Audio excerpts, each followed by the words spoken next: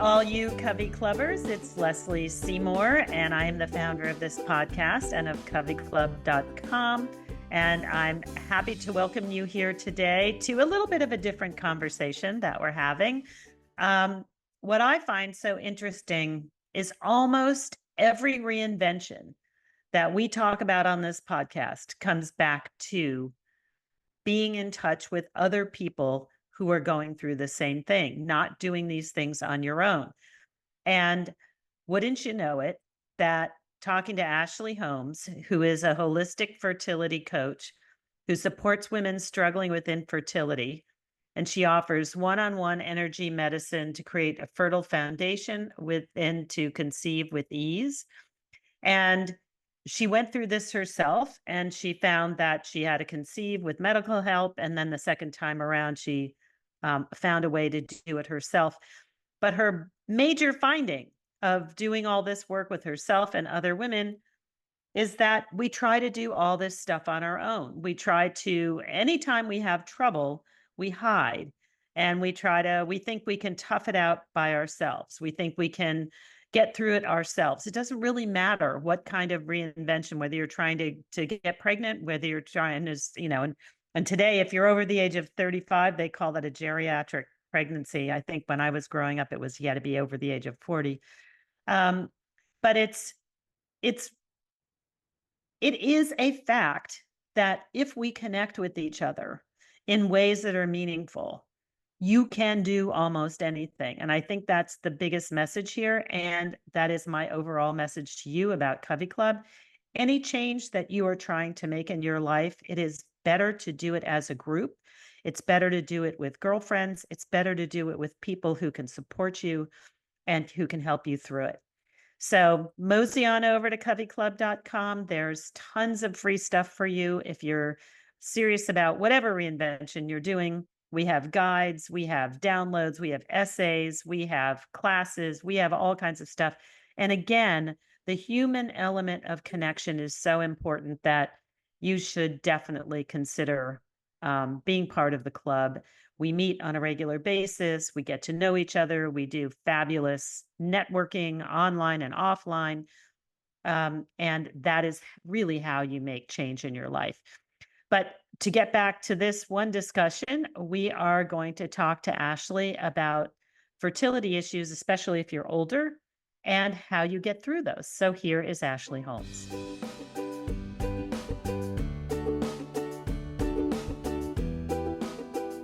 So Ashley, welcome to the podcast. Glad to have you here. I'm excited to be here. Great. So let's talk about where you live, who you are, and what led you to your reinvention. But let's start. I always like to get people's backstory because I always think it's influential on the choices they make. And it also helps listeners understand whether they have something similar to you. So talk about where you grew up. Did you grow up you're in Canada, right? Yes, I grew up in the prairies. I grew up in In Manitoba. the prairies. And I married a Kiwi. So I lived in New Zealand for a span of time. And now we are back in Western Canada in British Columbia. So we have 3 beautiful children and we are blessed to be here. But definitely reinvention has been a part of my journey and an important part and a pivotal part. So let's talk about that. Because you have an interesting reinvention that we haven't done before, which is fertility. Talk a little bit about your issue and what happened, and then we'll get to how you changed it over. I'm a holistic fertility coach, and I really truly birthed my business from my own experience from using a fertility clinic and like conceiving twins, but not thinking that I could conceive on my own, and also not wanting to go down that road again because of the physical, mental, and emotional toll that it took on me. And so I didn't think I could have any more children. And when I landed on my yoga mat and began to embody holistic practices and principles, I really was able to transform my life, conceive naturally, and have everything that I'd hoped and dreamed of the first time around that I didn't think was possible, and find out and be empowered that that was in fact truly possible. And it changed my perspective, it changed my way of being and how I show up in the world. So let's talk about what happened. So it sounds like you had children to start with, but then you ran into fertility on your second or third round? I had struggled to conceive and used the clinic and did eventually have twins and walked away with unexplained infertility and no answers and no further sort of guidance from them as to what quote unquote was wrong, and really felt quite disheartened with the process and in myself because I felt and was looking for more and felt like I should have been able to have more from the medical world, and really coming to understand my own body and to tap into its own innate wisdom and how it actually functions and operates really was life changing, and to see that there was a different path forward. I could choose that road or I could choose this other road, and that is what I now offer to people because there are zero side effects and only positive benefits by working and being in tune with your body and learning how to alleviate the stress and healing mind, body, and spirit, and taking that Ayurvedic nourishment piece so that you are actually nourishing all of you and not just some of you. Do you think so? Did you have a medical explanation for why you couldn't conceive to start with? They were not able Unexplained to. unexplained infertility, which is really not a diagnosis. It's really I was that going to say, nothing what? is showing Yeah. up on the test that we can say that this is the reason for it. Hmm. Okay. But they somehow got you there? Was there can you explain? Was it IVF or what did they do to get you there? What really helped me to get there was quite frustrating at the time in that they'd said nothing was working and we're going to move on Nothing. to the next. Well, the fertility Mhm. drugs I had been given hadn't worked. They said that they should have worked by now and that they were going to move on to the next protocol. And it was in that time of waiting when I did still have the drugs, yet it felt like this wasn't working, but I still have them, I'll still use them, but really the pressure was off, the stress was off of making this happen and really being in a more relaxed and at ease state of mind. And I really don't think that we understand how stressed we are in these situations and Mm. how much this isn't are affecting our nervous status, our nervous system, and our whole sense of well-being. And so then what did you do? I continued to take those drugs and I did fall pregnant with my twins and I did have my twins, but also what carried through in that pregnancy was high stress, high risk, Mm. a C-section, a hard recovery postpartum. And on the flip side, what I was able to do naturally and holistically was to conceive naturally, to have a healthy pregnancy. I was deemed geriatric, yet I felt way better at the time than I had the first time around. To go hiking when my water broke and to have a VBAC and be back at Baby and Me yoga 10 days later. It was night and day difference. And the opportunity to reinvent myself and how this looked for me and what this looked like for me. So can you give us an example of what you did, what you learned? Because so if people are listening and they've been through what you've been through and they are trying to conceive again and they're not having success, what exactly did you do? Did you read things? Did you because before you were an expert in it, what did you do and how did you figure it out? I began to first dive into yoga training and understanding the different types of yoga and the effects that they have and how we can use them to achieve different goals within our body. So I used a lot of yin yoga, which is similar to going to acupuncture in that it opens up your meridian lines in the same way. Yet we can do this from the comfort of our own home and we don't have to leave the house and go to another appointment. I learned that our organs house our emotions and that We are storing and repressing a lot of negative emotions within our body and learning how to release, surrender, and to actually let go. Because it's fine to say it, but how do we actually do that? And so that was an embodied experience. And restorative yoga really allowed for deep rest and deep healing for my nervous system to come out of fight or flight mode, which it had been in for decades, and to come into rest and digest mode, which is where we need to be when we are trying to conceive.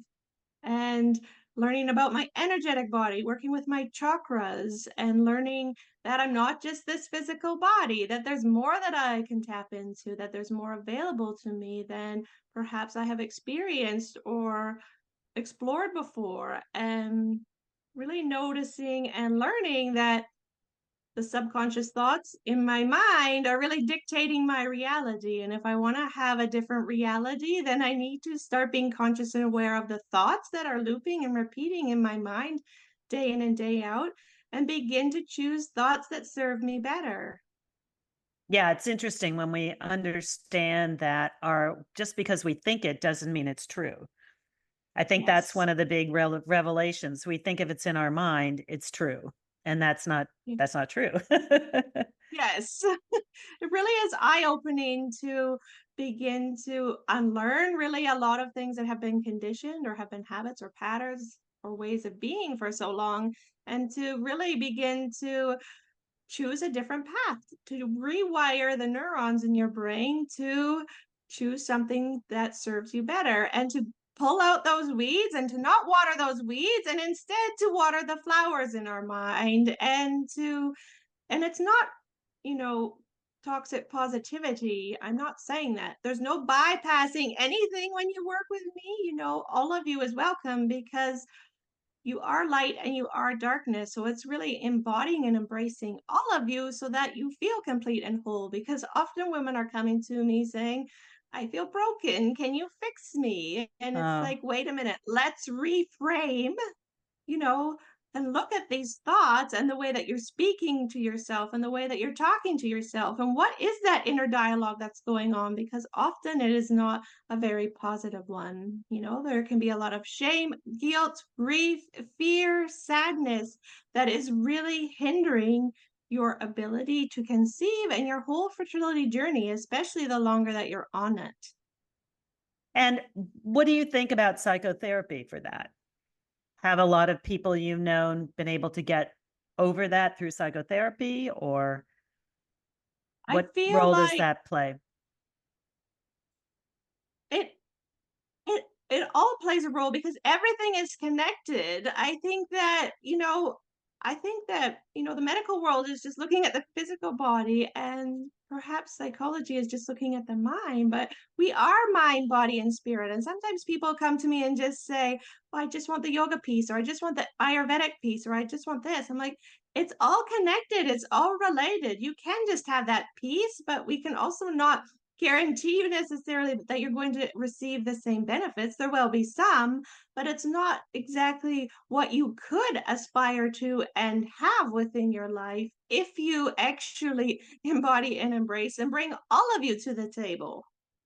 So how do you go about that? Give me an example of somebody you've worked with and how it changed. What does that do? And what are these sort of moments of, the aha moments that you experience? Can you give me an example? You don't have to give names, but just give me an example. The mental clarity that comes and the support for your mental health and well-being, to not get so stuck in your head, and to get back into your body, because most of the time we spend a lot of time ruminating in our mind. And so that is definitely seen really early on, as well as understanding their body at a different level and realizing that we are cyclical beings, and to begin to honor our bodies in that we don't have to go at the same rhythm and pace all month. We are not designed to. That is not our feminine energy.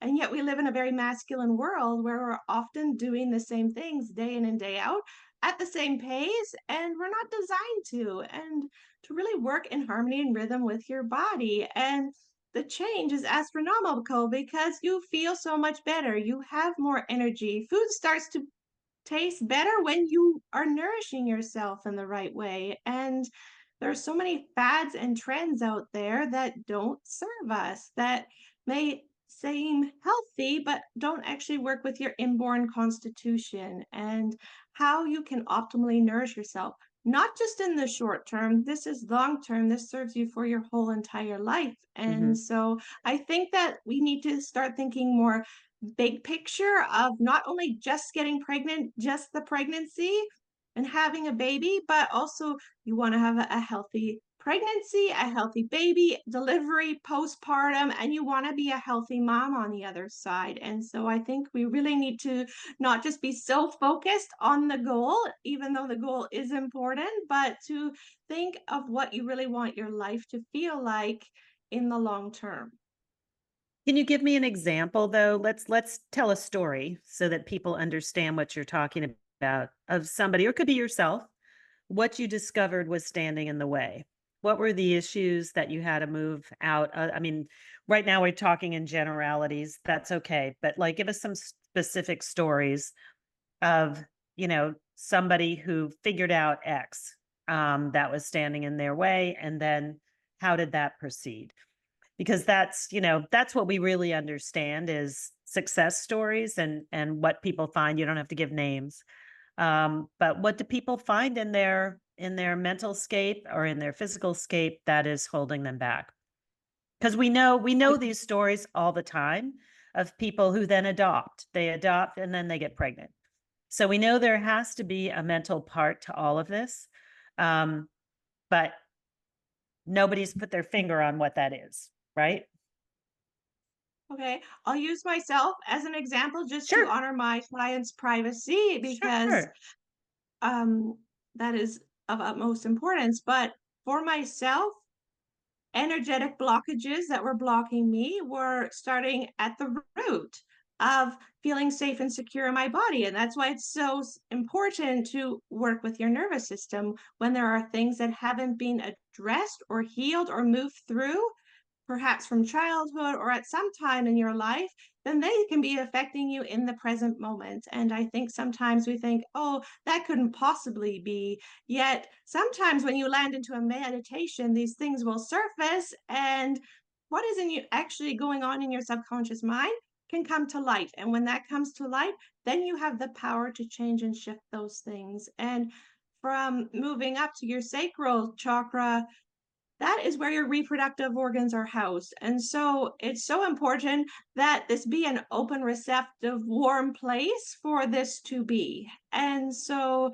oftentimes we don't realize, and this is also where our emotions are housed, we are often leaking a lot of energy through here throughout the day, through interactions with other people. We're taking on other people's energy. We're feeling drained and depleted, and we're not understanding why. And so it's really becoming sovereign in yourself and in how you can hold your own energy and not take on other people's energy, as well as for myself to understand my Ayurvedic constitution meant that I understood that I am predominantly Pitta, which means that I'm composed primarily of fire and water. So I used to teach hot yoga up to 3 times a day. That doesn't serve me because that's adding more fuel to my fire, and that is creating further imbalance within my body. And eating spicy food, same thing. It's beginning to realize that we are often craving and drawn to these things that are actually putting us further out of balance instead of back into balance. And for the mental piece, I never had the realization or the awakening before that I could choose my thoughts.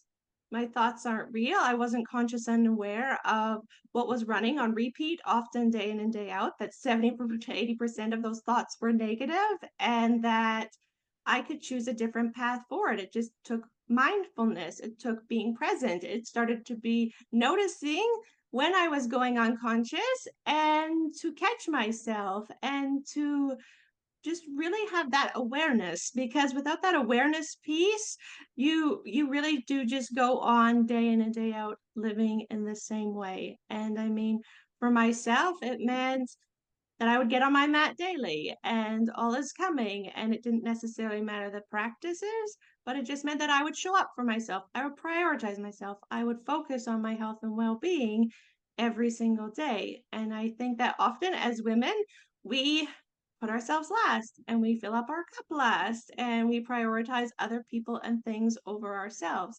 And especially when we're on a fertility journey, we need to treat our body as a sacred vessel. We need to care for this if this is going to house a human, and we need to really focus and bring that time and attention and place that energy on ourselves instead of outwardly. It's really about shifting that locus of control from external to internal and starting to understand your digestion and your digestive fire and how you can actually nourish yourself. And if you're not, what these signs and signals and symptoms are showing up early on so that you can course correct before anything goes too far astray.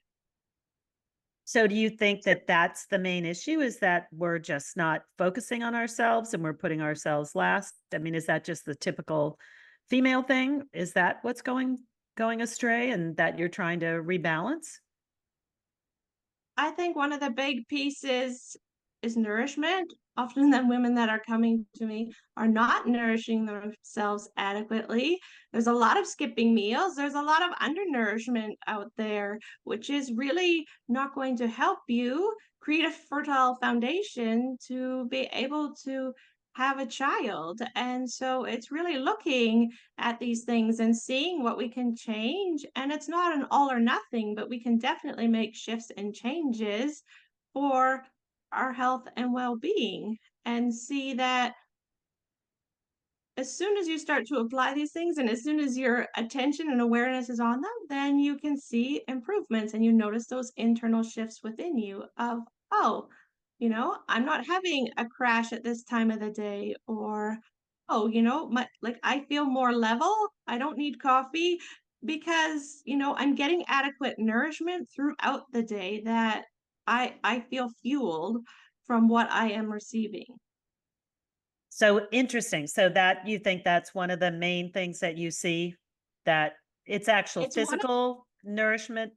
People they don't understand nutrition. They don't understand um, how they're taking care of their bodies. That's the number one thing you're finding. I I think that in this day and age, with the lifestyles that we lead, that it is a big problem. It is a big issue. We are often not mindful. We're eating on the go, we're eating on the run, we're skipping meals, we're not being present and aware of how we're cooking, what we're cooking. We're often, there is a lot of um, health and wellness information out there about, batch cooking and cooking food, to last for the week so that you don't Uh-huh. have to, Right. that you don't have to be worrying about it day in and day out because you're busy. Right. And according to Ayurveda, that food loses its prana, it loses its energy within 24 hours. So anything that you are consuming after that really is not nourishing you, is really not giving you the nutrients that you think that it is that are going to sustain you and to help you. And so it's really just having that awareness and that knowledge of what can I do and choose that is going to serve me in the long run. It may not be as convenient, but we're really looking at your health and well-being in the long term. And when you understand these things, then you choose differently. Now, what about for older women who are getting pregnant? I mean, as you said, you were considered a geriatric pregnancy. I think that's after 35, is it now? And like Yes, they it's moved it after down. 35, which Yeah. really is, I was like, you can say that, but I'm not taking it on. I'm not embodying that. Like, I felt so good the second time around comparative to the first. One was definitely easier than two. So I think that I think we also need to just listen and tune into our bodies more than we give our power away to external experts because, I've known women with 3% chance to get pregnant with IVF or at the age of 50 to get pregnant with IVF. So I think that you don't have to take any diagnosis and embody it and, take that on. You can use it as information, but you don't have to amplify it with thought and feeling and emotion and really think that this only means that you only have this percent chance or it will only happen in this manner. I think that we Mhm. can create a lot of limitations on ourselves when we do that. Yeah, I totally get it. So, as we pull into the end, what are give me sort of two insights that you wish you'd known when you started out on this journey, that people who are listening, if they're trying to figure this out themselves, would need to know so they don't have to waste all that time figuring it all out and learning what you learned if they want to follow this path. I think for me, the number one thing would be, compared to the first time around, would be to seek support because I suffered and struggled silently. No one at work knew that I was leaving work to go to appointments. No one knew what I was doing. I didn't tell anyone. I didn't let anybody in. And that really harms your sense of well-being Oh my and God, your mental yes. and emotional state Ugh, because you're not yes. honoring your truth. And so it's so important to seek support. Yeah, that's what Covey Club's all about. We're all about support. That's the whole thing, support for whatever it is you want to do. And that human connection and that connecting with other people like you is amazing what that can do for you in terms of anything you want to do, any kind of reinvention that you want to create for yourself. Where can people find you if they're trying to check you out? You can find me on Facebook. I would love to welcome you into the Holistic Fertility Coach Facebook group. And it's a safe, sacred space to land and to be and to take what serves you and to really start to prioritize mind, body, and spirit and see that they're not separate. That is who you are. Wonderful. Ashley, thank you so much for your time. Thank you so much for having me. It's been a pleasure.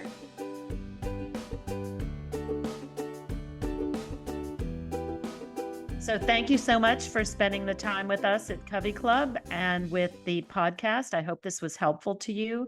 I hope that if you are trying to reinvent yourself, you will come to coveyclub.com, pull down the podcast and subscribe to it. Also, what's really helpful is if you find this helpful to you, give us a review and some stars on Apple Podcasts. That's how other people find us.